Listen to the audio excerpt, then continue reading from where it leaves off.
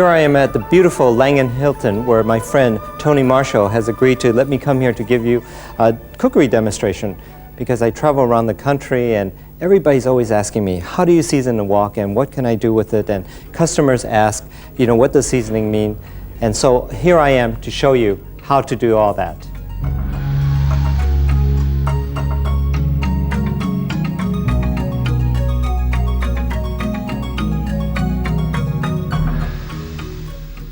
Did you know that cooking and food is one of the most important things for Chinese? In fact, we often talk about what we eat, what we like to eat, and what we even dream about eating. And did you know that Chinese cooking is one of the healthiest cuisines in the world? I mean, recent studies have shown that the Chinese diet is by far one of the best anywhere. And the thing is, with Chinese cooking, it's so easy to make this type of food because it's easy, quick, and it's also very, very economical. And I'd love to show you how to make quick and easy dishes.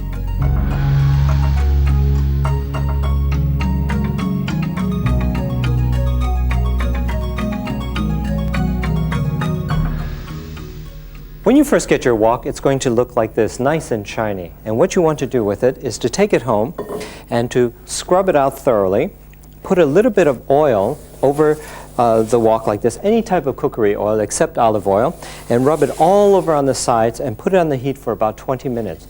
And what will happen is, as you start cooking, it will eventually get nice and dark like this. Now, this is not rust. This is just seasoning, which is coating the sides of the wok, preventing it from sticking. Now, and once you have the wok like this, as you begin to cook, it will get darker and darker, and this is what you want your wok to look like. Nice and black like this. This belongs to my good friend Sue, and she uses it every single day, and this is what it should look like. Of course, it's not going to win any beauty contests, but it's a very good utensil. Now, how to care for the wok? Well, all you simply have to do is never ever scrub it again. Just wash it in warm water, and then dry it, and then put it away. And if it should rust for any reason, you can scrub it out. But the thing is, this is perfectly fine. And if you're worried about germs, anything that survives this heat deserves to live anyway.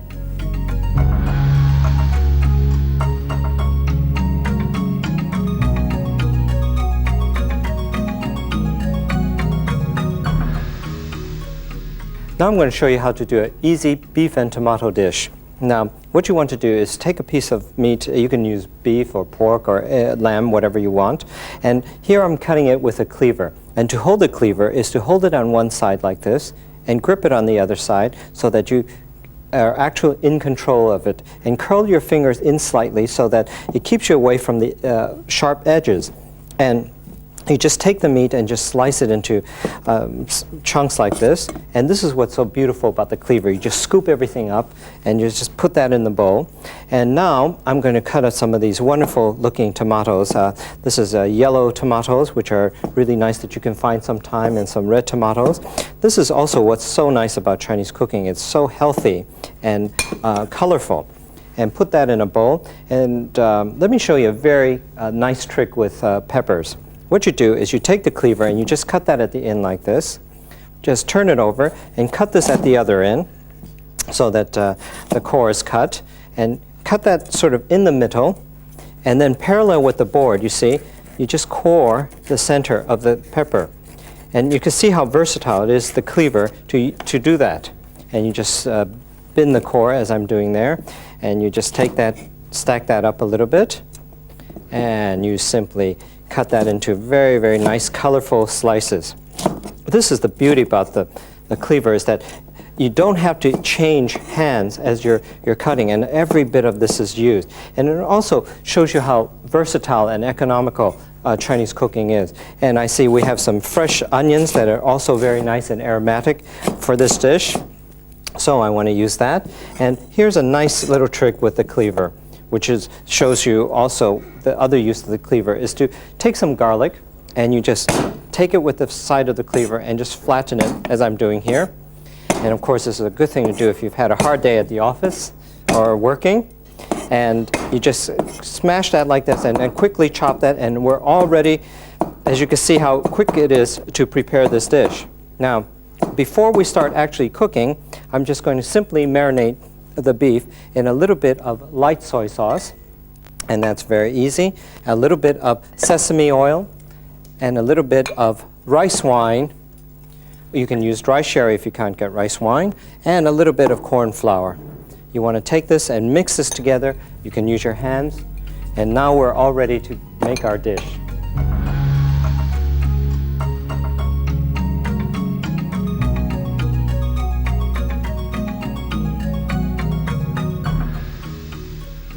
Now we're ready to do some cooking. Now what you have to do is make sure the wok is very, very hot before you actually start cooking, and then add a little bit of oil. Here I'm using some groundnut or peanut oil, and get it very, very hot. Don't worry about the heat. The hotter it is, the better, because that seals in all the flavors. Add the meat, as I'm doing here. As you can hear it sizzle, that's very, very important. If it doesn't sizzle, that means your wok is not hot enough. One of the key things about Chinese cooking, which a lot of people make the mistake of, is they don't get the woks hot enough. And that's very, very important. You must get it very, very hot. Now, as you can see, it's cooking very, very rapidly. And I'm using these utensils, these part of the tool set. It's important because it keeps you away from the hot heat. And that's also what the handle does too. It keeps you away from the hot heat, which is necessary for good Chinese cooking. And of course, when it's very, very hot like that, it's very healthy because the oil doesn't seep into the food. And what you want to do is simply brown the meat, and that seals it off, as you can see here. It's very, very nice. Now the meat is partially cooked, and what I'm going to do now is I'm going to drain the meat off. And this is also very important because most of the oil will be drained off. And don't worry about little bits that stick in there. In fact, that's very good. I'm just leaving about a teaspoon of oil, and that's very, very little oil. And adding some of this garlic and onions that I've chopped up previously. Now, as you can see, the key mistake here is that it doesn't have a lot of oil. And one of the big problems that a lot of people make is they start adding more oil because they're a little bit panicky that this will start burning. Well, never add oil. What you want to do is stir fry that a little bit. If it starts getting too dry, just simply add a little bit of water to keep it nice and moist like that. And now we're going to take some of the peppers and scoop that in like that. And continue to cook that over very high heat. Now, don't cover this because if you cover it, what will happen is all the vegetables will steam and get very soggy. And what you want to do is you want to just cook this, and you can watch it because everything is going so rapidly. And that's also the beauty of Chinese cooking, that is so quick and easy and rapid. And in fact, you could put together a nutritious meal for yourself or your friends or your family in just literally minutes. Now, as we're cooking this, this is almost done here. At this point, I take all the beef, which is drained. As you can see, all the excess oil is here and not in the meat. It's been drained off into the bowl.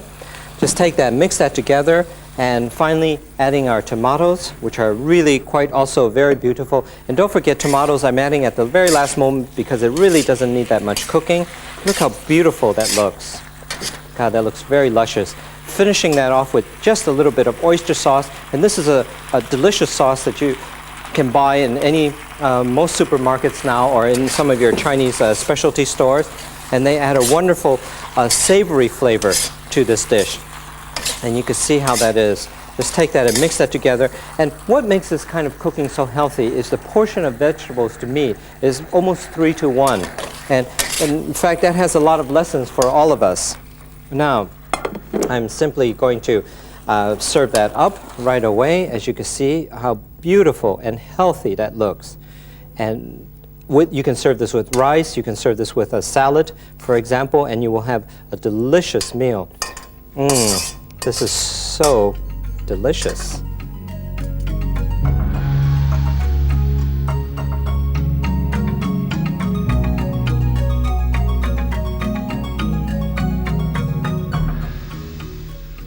Now I'm going to show you how to make a very easy, spicy vegetable stir-fry dish. And again, you must get the wok very, very hot, and this is really important. And just a little bit of oil. As you can see, it's slightly smoking like this, but that's all right because that tells you that the wok is hot enough for you to stir fry in. I'm going to quickly flavor that with a little bit of garlic and ginger and a few bits of onions that I have left. Stir fry that very, very quickly. And some baby corn, which is lovely, and some asparagus. Now, as you can see, I have very, very little oil in here. Now, what shall I do? Shall I add more oil? I'm adding a little bit of salt, by the way, just to give it a bit of taste. Add a little bit of water rather than adding any more oil, and that's very, very important.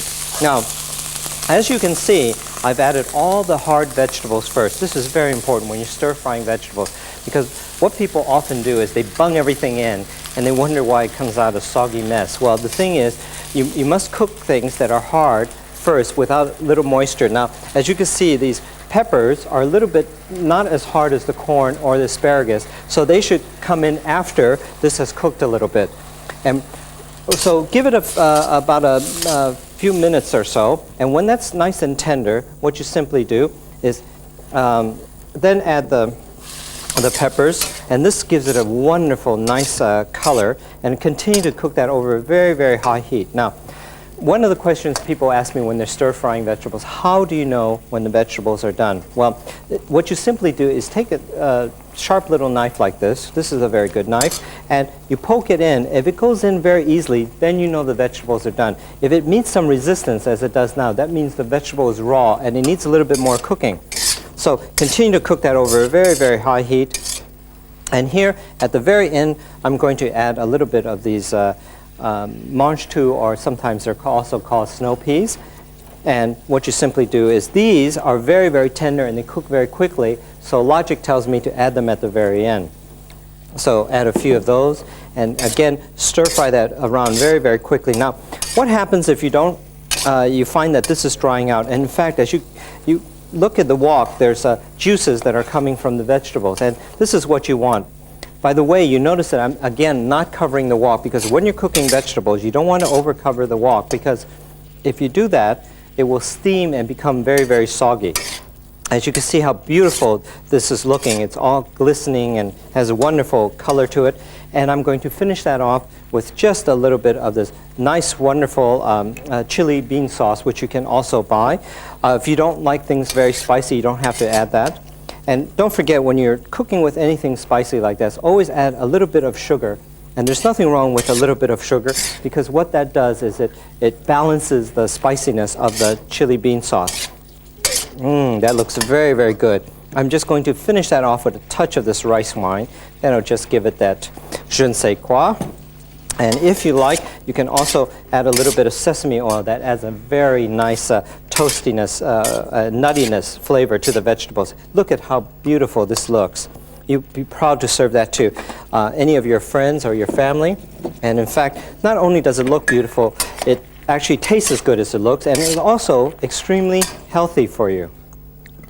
And look at that. That's all nice. The vegetables are thoroughly cooked. Really, really beautiful. And full of flavor.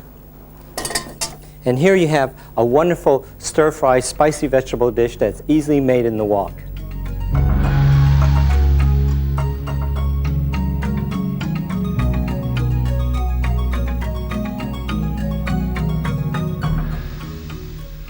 Now I'm going to show you how we can whip up a quick omelet even in the wok. What you want to do is just take some eggs and just sort of lightly beat them, and you can use this very, very long cooking chopsticks. And again, make sure your wok is very, very hot. And also, this is a good opportunity for me to show you what happens when the wok has been seasoned. You just take a little bit of oil, you don't need very much, and swirl it all around like this.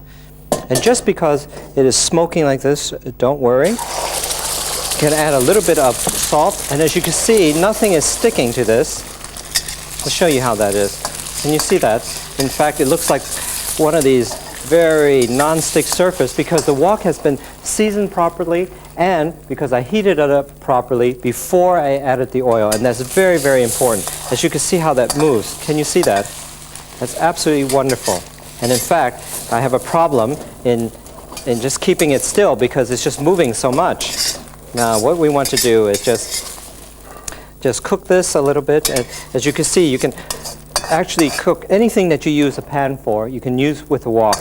And again, because it's been seasoned, I need very, very little oil. And if I'm going to do an omelet like this, what I simply do is just take it, you can just turn it over like this, as I'm doing. And look at that, none of it is sticking. And just very, very quickly, put that onto a plate, and there you have it. And look how beautiful that is. And there we have an omelet, but what I'm going to do is I'm going to take this omelet, chop it up, and use it for one of my favorite dishes, which is fried rice.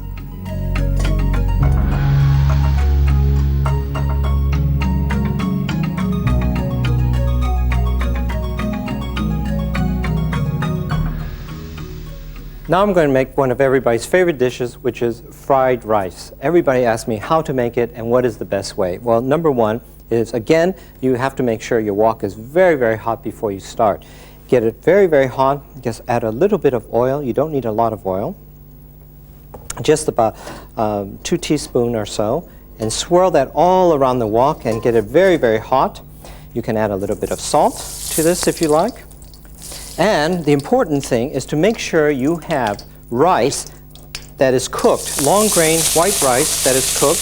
Make sure it's very hot and sizzling, as I have here. And just put that into the wok and get it very, very hot.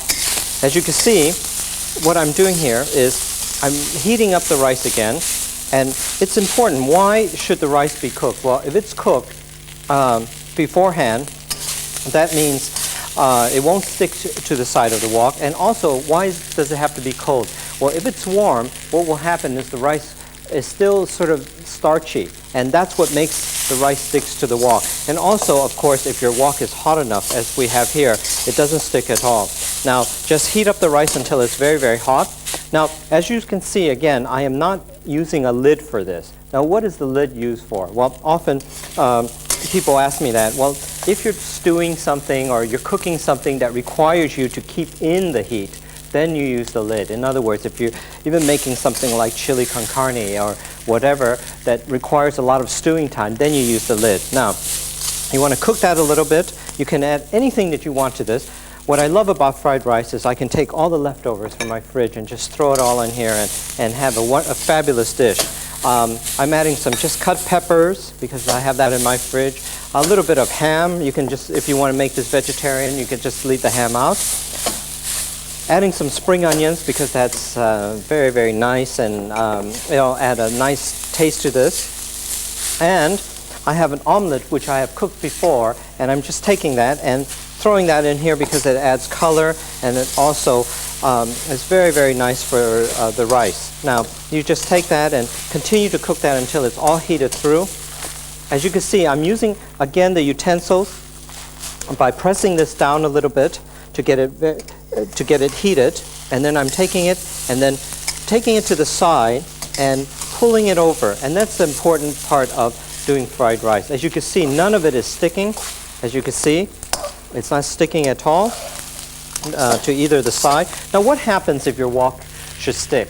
Well, do you scrub it? No, what you do is soak it in some warm water and then wash it out with a soft sponge. Now, one of the best ways to store a wok, I think, if you're not going to use it, you should use it every day, but if you don't use it every day, you simply put a little bit of cookery oil over it and then put it in a plastic bag and store it away that way. And that will be a good way to maintain your wok.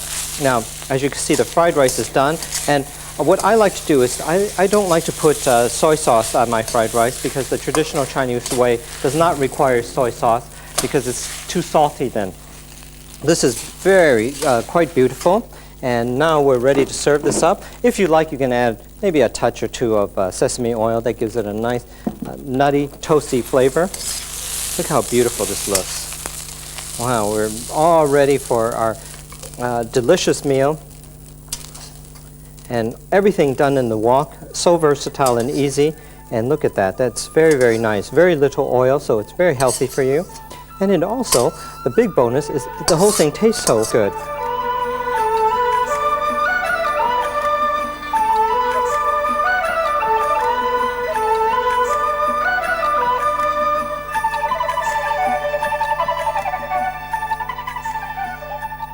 I want to thank you for watching this video, and I hope that you've learned a few secrets and hints about Chinese cooking and that you will share these with your customers. And I really want to thank you for selling the wok and sharing all this information with your customer. And I hope to see you soon.